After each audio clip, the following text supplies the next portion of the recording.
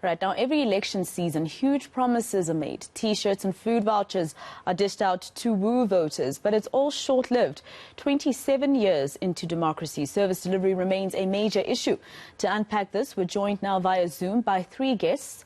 First is the spokesperson for the Laudium Leaders Association, Nari Patel, spokesperson for the Water and Sanitation Department, Sputnik Ratau, and energy expert Ted Blom. Thank you all very much for joining us. I'm going to start with you, Mr. Patel.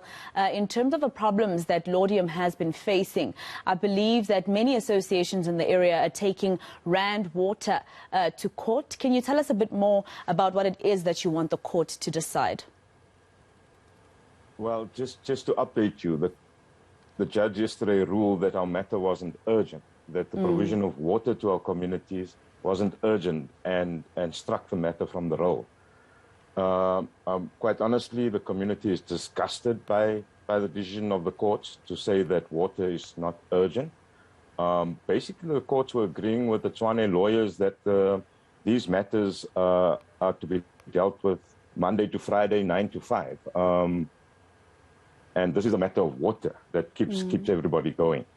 So we are disgusted by that decision. However, since we've instituted court action, the Minister of Water has intervened and called an urgent meeting with Rand Water and Tshwane on Friday, which seemed to have resulted in some action from these authorities. After 8 days without water in our taps, the ministers managed to convince Tshwane and Rand Water to divert water from wherever to provide water to our community. So this is currently taking place. But what has also emerged after the minister's intervention was that Tshwane admitted that they had to build a pipeline, and they started building a new pipeline almost 3 years ago to cater for the increased demand in water in our community. And this has now emerged after the minister intervened. So unfortunately, it's taken so long. The first problem of water cuts in our community was in 2014. We're now in 2021. And on a holiday, on the 24th of September, the minister convened a meeting with these authorities, and now there seems to be action. The ministers demanded that they table a plan on how this pipeline will be built and how it would be funded by Monday morning, and we will now monitor the situation. So although we're disgusted by the fact that the courts have decided that the provision of water is not urgent, we're encouraged by the fact that the Minister of Water has now stepped in and, force these authorities to provide for water firstly, but then to correct the problems that exist going forward. All right, let's go to Ndata Sputnik Ratau. He speaks for the Water and Sanitation Department. Mr. Ratau, you've been speaking for the department for quite some time now, seeing many different ministers come in and out of that department. What have you done in terms of oversight? I mean, if you're only acting since 2014, and as Mr. Patel was saying, if the minister is only intervening now and suddenly we see action, a lot of people might say it's because it's an election year, even though it's local government elections. Well, Lisa, thank you very much for the opportunity. I can give it to you that the matter is not an election issue for the minister, and it's not an election issue for the department. The issues of 2014 and going forward, remember that at 2014 we were at the height of the drought that we were experiencing. There were water cuts all over the area, all over the place, not just in Tshwane, because of the status at the time. And a lot has happened since then. The fact of the matter is that, yes, Minister has intervened. The officials were supposed to meet only today, but they met actually yesterday, so that they can be able to put together this issue on the table for the minister on Monday, and they must be ready before time. So this matter is not separate from the issues that, as a regulator, and working together with the entity Rand Water, we have been engaging the city about. And remember that the issue of availability of water, as you might remember a few weeks ago, Rand Water did issue a notification to say that the system is under pressure at the moment. There is a huge amount of overuse. And therefore, the system is actually under stress. And that is why they actually put out that information that they have to work together with the municipalities to reduce water use. Unfortunately, most of the high-lying areas would be the first to suffer, and in this instance, the issue of the unfinished work around the project of the pipeline to the area of Pretoria West also comes into play. Mr. Ratau, I'm just going to keep at you for a little bit. In terms of the department being an oversight department, at the end of the day, whatever entity needs to provide these services to the people need to answer to the Water and Sanitation Department. Besides there being an issue with usage, Rand Water did stop providing water for some time in areas such as Brixton, etc. In winter, when water usage was not that high. What was the problem then? There were a myriad of issues. You remember that there were issues of electricity outages from time to time. And one of the things that we sometimes do not take into cognizance is that water, unlike some of the other services, particularly let's compare it to electricity, you know, the infrastructure, you don't just switch on and off like you would do an electrical switch. But when you switch off power, for instance, to a pumping station, to a pump station, when you bring back that power and for the station to come back to full use, it takes a bit of time, because you cannot just put a whole lot of pressure immediately into the system, because that can lead to infrastructure failure because of pressure that then comes, you know, unfortunately in a very short space of time. That's the one part. But also, there was a time when there was a failure at one of the main treatment plant for rainwater. And that also was unfortunately at the time when ordinarily we should not be seeing those kinds of outages in terms of water supply. So those are some of the things that came in at that time, for if I remember very well. Let me bring in energy expert Ted Blom. I mean, you heard the spokesperson for the Water and Sanitation Department alluding to electricity supply also contributing to people not being able to get access to water in some areas. Now, a lot of political parties have promised so much in terms of scrapping, you know, the debt that Soweto has with Eskom. They've promised so many things to the people, saying that they'd be able to fix even their substations. Is this really possible, Mr. Blom? As an expert, explain to us, is it possible in a country like South Africa, where we have an economy that is in such dire distress?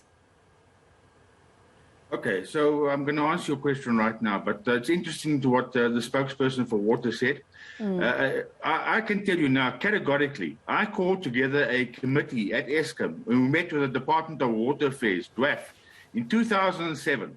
And I highlighted to them that the issues of additional water to cater for Medupi Power Station needed to be urgently addressed. That was in 2007, 14 years ago.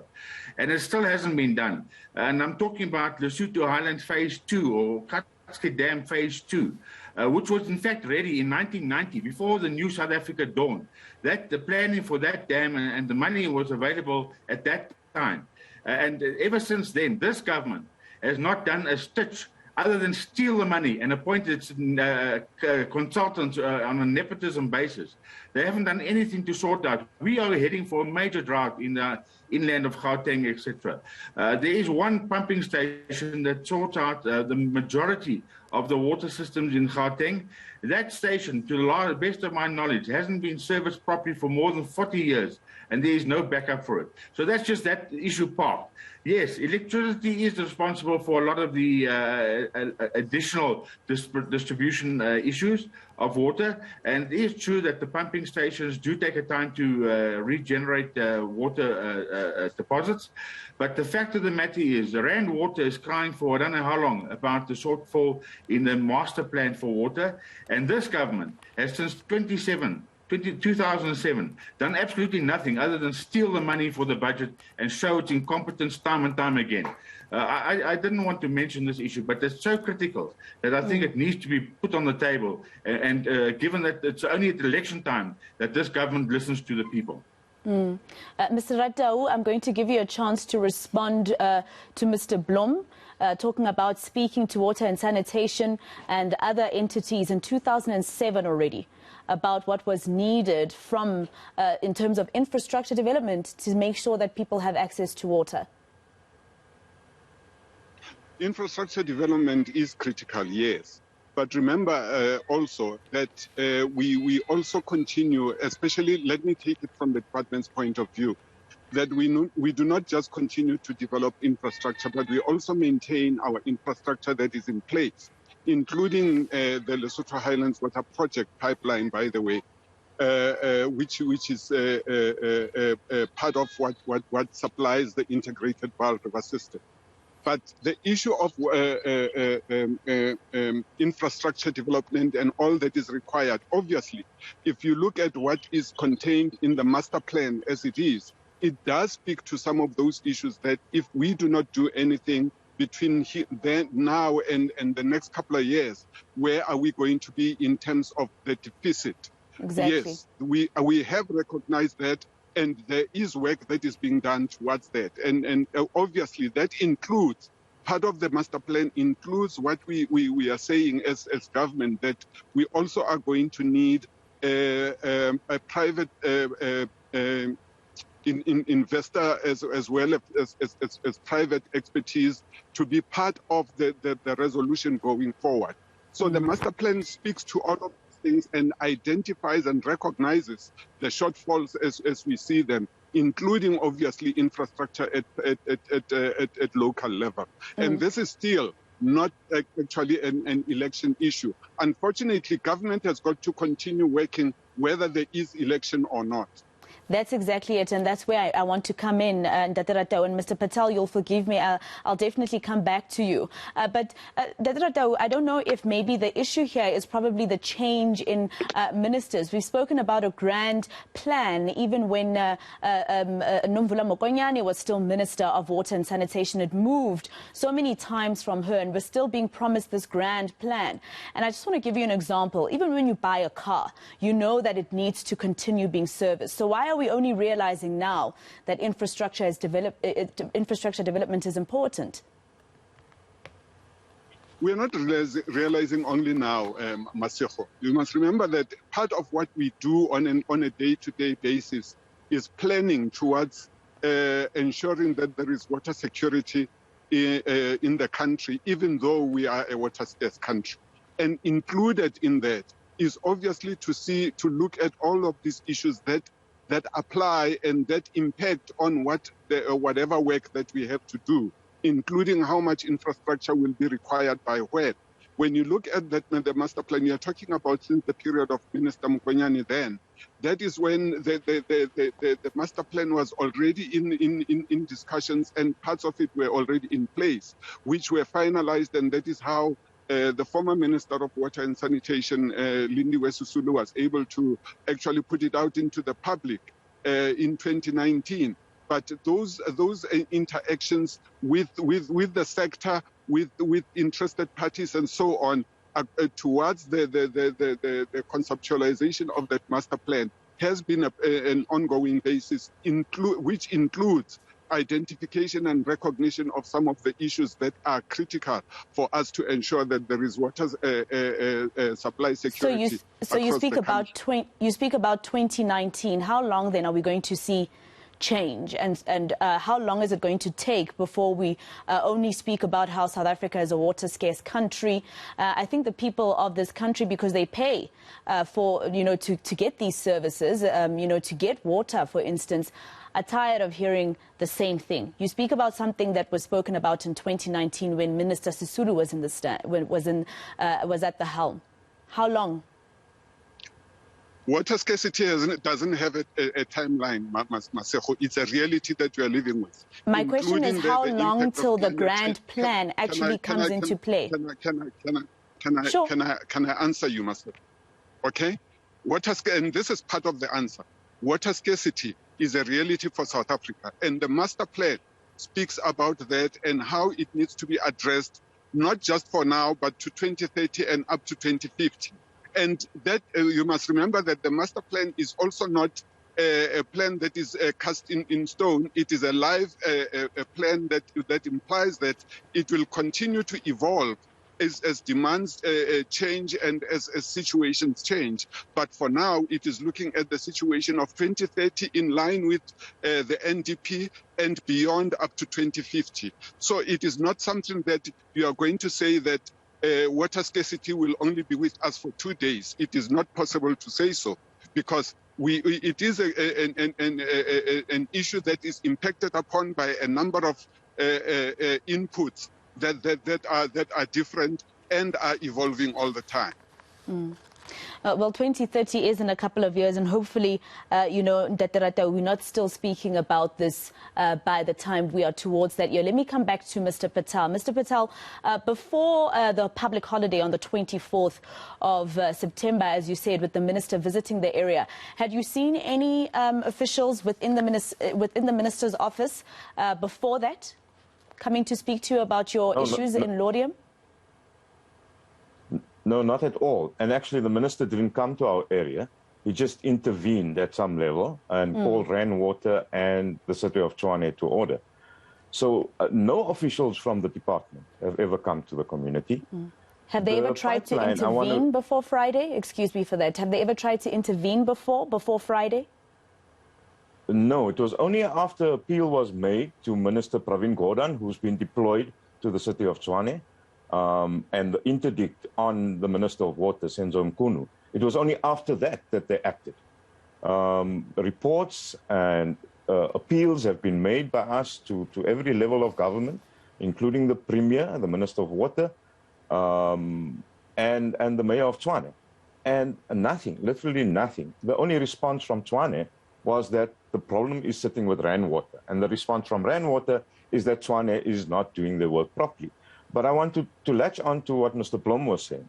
This pipeline that the minister is getting Tshwane to build now should have been built 3 years ago. And the reason that it wasn't put in place is because money went missing to build the pipeline. So all these grand plans and master plans and all of these nice theoretical things that's going to deliver water supposedly in 2030 doesn't help us today when our community sits without water for 8 days. And I mean, Mr. Blom, I'm going to give Ntate Ratau a chance to answer before I close.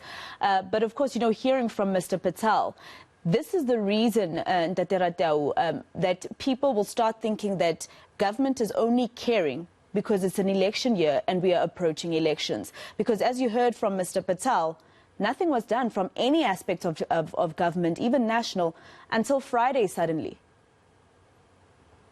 Okay, so if I may help you, I mean, for the spokesperson to talk about the grand plan to 2050 is absolutely a joke, because since 1990, the money was there, it was funded. The plan was there, it was funded. It was projected that by 2018, we will start running out of water. And that is exactly what's happened. We're now systematically running out of water. And to fix the problem up, to do the Highland scheme, took the previous government, the bad government, took them 14 years. Now, if we start today and project forward 14 years, we cannot wait for another 14 years to solve our water problems under a new grand plan, when the money systematically gets stolen time and time again by this incompetent and corrupt ANC government. Ntate Ratau, I'm going to give you the chance to have closing remarks. You've heard from both Mr. Blom as well as Mr. Patel. Obviously, the department is represented through Water.